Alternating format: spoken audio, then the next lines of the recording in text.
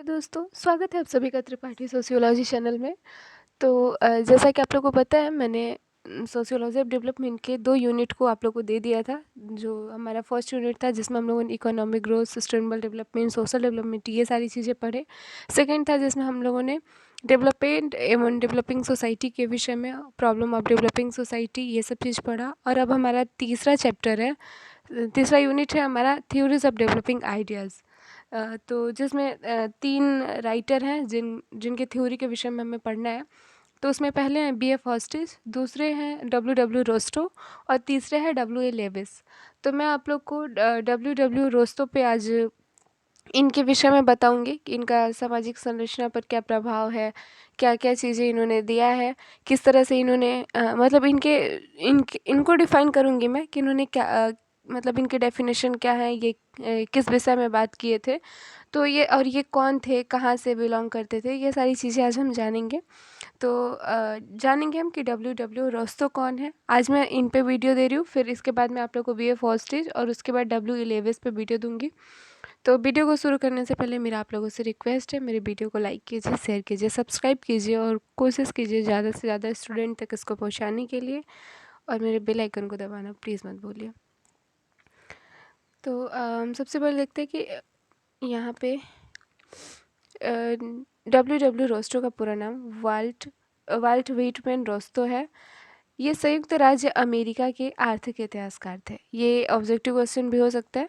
फिर हम देखते हैं कि रोस्टो द्वारा एक ऐसे मॉडल को विकसित करने का प्रयास किया गया जिसके द्वारा किसी भी देश के क्रमिक आर्थिक विकास का विश्लेषण किया जा सकता है। इन्होंने इन्होंने मतलब ये W.W. रोस्टो का जो सिद्धांत है वो ये है कि क्रमिक आर्थिक विकास किसी भी देश का क्या है, उसका विश्लेषण किया जा सकता है। क्रमिक मतलब आर्थिक विकास का विश्लेषण किया जा सकता है इन्होंने जो डेफिनेशन दिया उसमें। तो अब हम देखते हैं कि रोस्तो ने अपने आर्थिक समृद्धि के सिद्धांत में आर्थिक वृद्धि की 5 अवस्थाओं का उल्लेख किया था। इन्होंने जो आर्थिक समृद्धि के सिद्धांत के विषय में बात किया था, ये तैयार हो गया कि W.W. रोस्तो ने आर्थिक समृद्धि के सिद्धांत के विषय में बात किया था। तो इन्होंने उसके 5 अवस्थाएं बताए। Rostow's stages of economic growth model में उन्होंने इन पांचों अवस्थाओं का उल्लेख किया। ये सिद्धांत 1960 में प्रकाशित किया गया था। तो इन्होंने लिखा कि इस मॉडल के अनुसार किसी भी राष्ट्र का विकास कोई गत्यात्मक प्रक्रिया नहीं है, बल्कि जैविक प्रक्रिया के समान है। समय और स्थान के परिप्रेक्ष्य में अलग अलग होते हुए भी किसी देश को इन अवस्थाओं से होकर गुजरना पड़ता है। यह मॉडल बताता है कि किसी भी राष्ट्र का आर्थिक विकास 5 बुनियादी चरणों में होकर गुजरता है। मतलब इनका जो मॉडल था ये 1960 में जो इन्होंने सिद्धांत दिया था उसमें ये किसी भी देश के आर्थिक विकास, मतलब इन्होंने बताया कि किसी भी देश में यदि आर्थिक विकास हो रहा है तो इन 5 चरणों से होकर ही वो गुजरता है। यदि आर्थिक विकास हो चुका है तो ये 5 चरण वहाँ पे पाए गए होंगे, या अगर आर्थिक विकास हो रहा है तो इन पाँचों चरणों मतलब इन पाँचों जो स्टेज है उनसे होते हुए वो गुजरेगा। तो जिसमें इन्होंने पहला बताया कि परंपरागत समाज की अवस्था, द ट्रेडिशनल सोसाइटी। दूसरा इन्होंने कहा कि ये आर्थिक विकास के विषय में बात की। दूसरा इन्होंने कहा कि स्वयं स्फूर्ति से पूर्व की दिशा, the pre take off stage. फिर इन्होंने तीसरा कहा स्वयं स्फूर्ति की दिशा, द टेक ऑफ स्टेज। चौथा इन्होंने कहा परिपक्वता की अवस्था, ड्राइव टू मेच्योरिटी। पांचवा इन्होंने कहा कि अत्यधिक जन उपभोग की अवस्था, स्टेज ऑफ हाई मास कंज्यूम्पशन। तो इन्होंने आर्थिक विकास के स्तर में इन्होंने पांच अपने उद्देश्यों को, मतलब इनके जो 5 चरण थे उसके विषय में इन्होंने बताया कि ये किसी कोई भी देश अगर आर्थिक रूप से वो विकसित हो रहा है, उसका विकास हो रहा है, तो ये 5 चीज़ें वहाँ पे पाई जाती होगी। तो उसके बाद से हम देखते हैं कि इन्होंने कहा कि उत्प्रस्थान अवस्था किसी भी राष्ट्र के तीव्रतम विकास को सूचित करती है। इस अवस्था के पूर्व किसी भी देश को पारंपरिक परिवेश व उत्प्रस्थान पूर्व परिस्थितियों की आवश्यकता शर्तों को पूरा करना पड़ता है। अर्थात पारंपरिक समाज की अवस्था किसी देश में सामाजिक आर्थिक पिछड़ापन मौजूद करती है। यह आदिम समाज रूढ़िवादी समाज को दर्शाता है, जिसमें अंधविश्वास, धार्मिक कट्टरता, सामाजिक शोषण आदि समस्याएं विद्यमान होती हैं। मतलब इनका ये कहना था कि जिस भी समाज में ये अंधविश्वास, धार्मिक कट्टरता, सामाजिक शोषण आदि समस्याएं विद्यमान होती हैं, वो देश पारंपरिक समाज की अवस्था में काफ़ी पिछड़ा, मतलब काफ़ी पिछड़ा होता है। फिर इन्होंने कहा कि हाँ, फिर यहाँ पे ये लिखते हैं कि इस अवस्था में केवल पशुचारण, जीवन निर्वाह, कृषि व स्थानांतरित कृषि की जाती है। कच्चे माल का निर्यात तथा तैयार वस्तु का आयात किया जाता है। अर्थात इस अवस्था में किसी राष्ट्र की अर्थव्यवस्था प्रतिस्पर्धा विहीन होती है, जैसे वर्तमान मध्य अफ्रीका देश में, एशियाई में, भूटान में, कंबोडिया आदि में। जैसे कच्चे माल जो होते हैं उनका यहाँ पे निर्यात किया जाता है, और जो मतलब जिन वस्तुओं का यहाँ पर पैदावार ज़्यादा होता है उसे यहाँ पे उसे आयात किया जाता है। तो इन्होंने बताया। फिर ये लिखते हैं कि उत्प्रस्थान की पूर्व परिस्थितियों की अवस्था में निवेश के द्वारा आधारभूत संरचना के विकास पर बल दिया जाता है, जो कृषि व उद्योगों के विकास के लिए प्रमुख आधार प्रस्तुत करती है। इसमें सरकार की सीमित भागीदारी होती है, जिससे भारत में ब्रिटिश शासन के समय यह स्थिति देखी गई। इस अवस्था में उत्पादकता, निवेश दर में वृद्धि पर जोर दिया जाता है। सामाजिक एवं आर्थिक बुनियादी संरचना की शुरुआत, आर्थिक आधार पर नए अभिजात्य वर्ग का उदय और प्रभावी केंद्रीकृत राष्ट्र की अवधारणा इस अवस्था की मूल विशेषताएं हैं। मतलब इन्होंने कहा कि यदि किसी देश में आर्थिक विकास जो हुआ है, वो उस देश की अवस्था में उत्पादकता की, निवेश दर में वृद्धि पर जोर देता है, सामाजिक एवं आर्थिक बुनियादी संरचना की शुरुआत पर जोर देता है, आर्थिक आधार पर नए अभिजात्य वर्ग का उदय और प्रभावी केंद्रीकृत राष्ट्र की अवधारणा इस अवस्था की मूल विशेषताएं। ये सारी चीज़ें इस अवस्था का मूल विशेषता है। फिर देखते हैं कि रोस्तों ने कहा कि उत्प्रस्थान की अवस्था किसी देश के आर्थिक विकास की लघुकालीन अवस्था है, क्योंकि इस अवस्था में कम समय में अधिक विकास की संभावनाएं जो है वो अधिक होती हैं। निवेश और आर्थिक वृद्धि द्वारा प्राथमिक तथा विनिर्माण क्षेत्रों में नए उद्योग का विकास होता है। इससे नगरीकरण व औद्योगिकरण को बढ़ावा मिलता है। इन्होंने कहा कि जब कम समय में अधिक विकास की संभावना अधिक होती है, तब निवेश और आर्थिक वृद्धि जो है वो प्राथमिक तथा विनिर्माण क्षेत्रों में नए उद्योगों का विकास करता है। जब ये सारी चीज़ें होती हैं तो नगरीकरण व औद्योगिकरण को बढ़ावा मिलता है। यहाँ पे जो साक्षरता दर है वो रहन सहन का स्तर व क्रय शक्ति आदि इन सब में भी वृद्धि होती है। फिर इन्होंने लिखा कि आधारभूत संरचना पर निवेश स्पष्ट दिखाई देता है। देश लगभग औद्योगिक क्रांति के दौर से गुजरने लगता है। कुछ उद्योगों में नई तकनीकी प्रगति में लगातार वृद्धि की मुख्य भूमिका होती है। इस अवस्था में वृद्धि ही समाज को नियंत्रित करने वाला आवश्यक कारक होता है। अभी वृद्धि को हेडलाइन कर लीजिएगा। होता है जिसके अंतर्गत आर्थिक और सामाजिक मुद्दे, निवेश में बढ़ोतरी, खासकर अग्रणी वस्तु निर्माण में बढ़ोतरी शामिल है।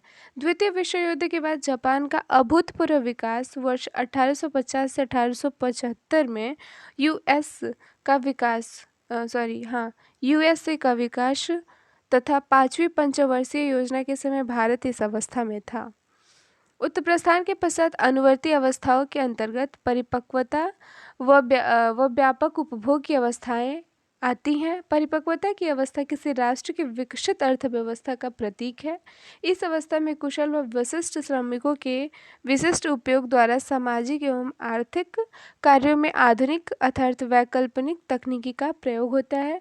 उद्योगों का विकेंद्रीकरण और विविधीकरण प्रारंभ होता है। बहुआयामी आर्थिक सामाजिक विकास की प्रक्रिया प्रारंभ होती है। यहाँ पे इस चीज़ को आप हेडलाइन कर सकते हैं कि बहुआयामी आर्थिक एवं सामाजिक प्रक्रिया सामाजिक विकास की प्रक्रिया प्रारंभ होती है। फिर हम देखते हैं कि इस अवस्था में निर्यात बढ़ता है तथा आयात कम होता है। इस अवस्था की मुख्य विशेषताएं, मतलब यहाँ पे इस चीज़ को भी हेडलाइन कर लीजिएगा आप लोग कि ये जो अवस्था होती है विकेंद्रीकरण और विविधीकरण की, उसमें जो है वो निर्यात बढ़ता है और आयात कम होता है। इस अवस्था की मुख्य विशेषताएं उच्च साक्षरता दर, उच्च जीवन स्तर, उच्च क्रय शक्ति है। विश्व के अधिकतर विकसित देश जैसे कि संयुक्त राज्य अमेरिका हुआ, जापान आदि इसी अवस्थाओं में है। कौन सी अवस्था है ये? यहाँ पे मैंने अभी बताया आप लोग को, विकेंद्रीकरण और विविधीकरण। उसके बाद हम देखते हैं कि आर्थिक सामाजिक विकास की प्रौढ़ा अवस्था के बाद व्यापक जन उपभोग की अवस्था प्रारंभ हो जाती है। उसके बाद हाँ, फिर ये अवस्था प्रारंभ हो जाती है। फिर हम देखते हैं कि यह किसी भी देश के विकास की चरम अवस्था होती है। इस अवस्था में सेवा क्षेत्र की भूमिका अहम होती है। इस अवस्था में आय में भारी वृद्धि के कारण उपभोक्तावादी समाज की स्थापना होती है, अर्थात इस अवस्था की आवश्यकता अनुसार कोई राष्ट्र विकास के सभी आयामों को प्राप्त कर स्थिरता में स्थित होता है। इस प्रकार रोस्तों द्वारा किसी भी देश की आर्थिक सामाजिक स्थितियों को आसानी से विश्लेषण कर उनकी विभिन्न अवस्थाओं का अल्प विकास, विकासशील, विकसित का पता लगाया जा सकता है, जिनके माध्यम से वैश्विक स्तर पर विभिन्न राष्ट्रों की विकास संबंधी रणनीतियों को अंतर्राष्ट्रीय सहयोग प्रदान कर वैश्विक समावेशी व सतत विकास की ओर अग्रसर किया जा सकता है। साथ ही भारत के राज्यों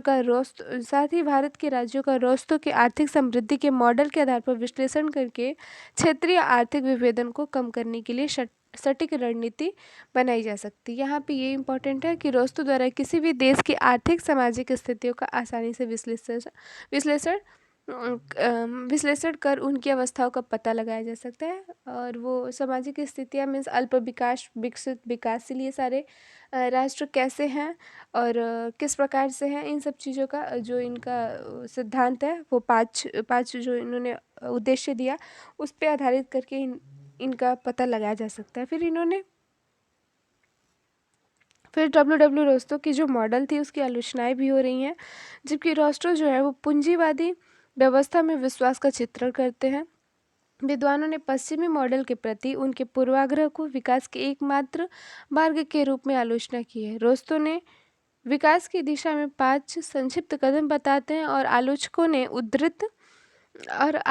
ने उसे उद्धृत किया है कि देश सभी इस तरह एक रैखिक फैशन में विकसित नहीं होते हैं। मतलब इन्होंने जो वो 5 मॉडल दिए हैं, तो कुछ लोगों ने उनकी आलोचना में कहा कि सारे देश, मतलब जितने भी देश हैं, वो सारे इस रैखिक फैशन में मतलब विकसित नहीं होते। ये जो इन्होंने 5 अवधारणाएं दी है, वो सारे देशों में नहीं होता है। कुछ कदम छोड़ देते हैं या अलग रास्ते अपनाते हैं।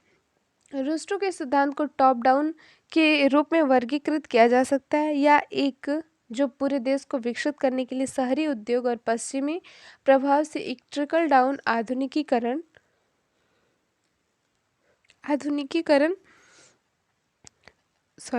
हाँ, विकसित करने के लिए उद्योग और पश्चिमी प्रभाव एवं ट्रिकल डाउन आधुनिकीकरण प्रभाव पर जोर देता है। बाद के सिद्धांतकारों ने इस दृष्टिकोण को चुनौती दी है।